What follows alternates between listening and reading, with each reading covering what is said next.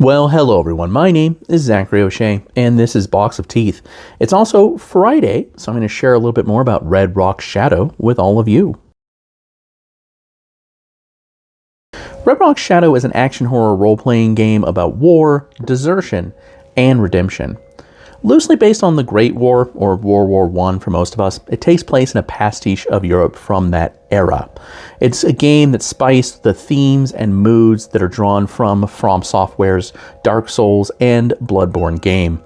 It is a game that is meant to be fast-paced and cinematic with just enough horror and mystery to keep the intrigue going.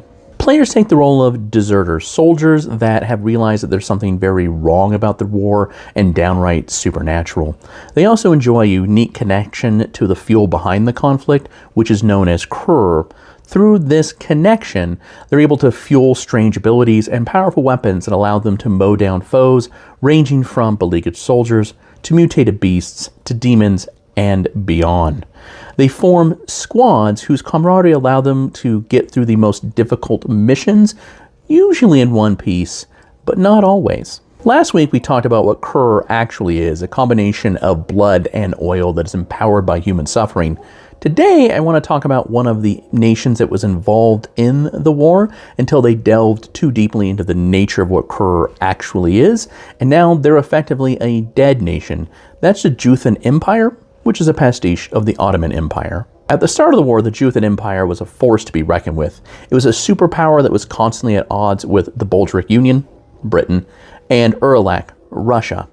The former because it had many territory disputes over the colonies in between them, and the latter because Uralak had border skirmishes all the time with the Juthian tribute states that existed in that region. The technical might and manpower of the Juthan Empire, along with its tribute states, made them an important part of the Focal Alliance, otherwise known as the Central Powers in World War I.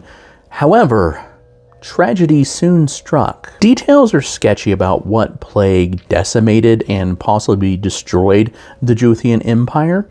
It seems, though, from all accounts, they'd figured out a way to take Krr and bring it back to their home front, and soon after, there's stories that circulate about citizens just having all their blood erupt from their pores and bleeding out very quickly, or falling upon each other like rabid animals and tearing one another apart in droves. There's even stories about the hungry dead rising up and slowly but surely wiping out the living. No matter exactly what happened, the truth is that now the home front of the Juthian Empire is utterly silent.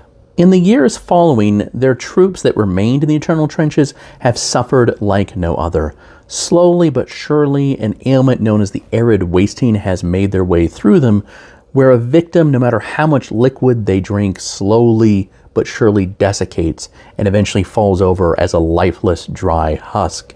Now, they can stave off this infection or whatever it is for a while by drinking straight Krr from vials and the like, but they still eventually perish nevertheless. At last count, there's still less than 1,000 Juthian soldiers that are still active in the area. They're really just scarecrows and threadbare uniforms, and their hairless heads occasionally have a fez atop them, harkening back to their usual uniforms in past ages, and they will tend to be part of other focal nations groups, but always kept apart from them as one would lepers back in that day. There are also stories of their corpses rising from the grave and seeking the blood of the living. The arid wasting is just one form of vampirism that unfortunately deserters can run across in the eternal trenches, and there's even a way to start as a vampire of sorts yourself. Hope you enjoyed this glimpse into Red Rock Shadow and the world around it. This is a game I've been working on for a couple of years now. Last year, I put out an Ashcan on itch and DriveThruRPG. It uses the Lumen system, but I moved on since then, working on a homebrew system that takes some parts from other games that I really like and testing it every week with my great friends and getting outside input. As I feel it's getting closer and closer for a modern rollout, which I'm pretty excited about, I want to share snippets of the world with all of you.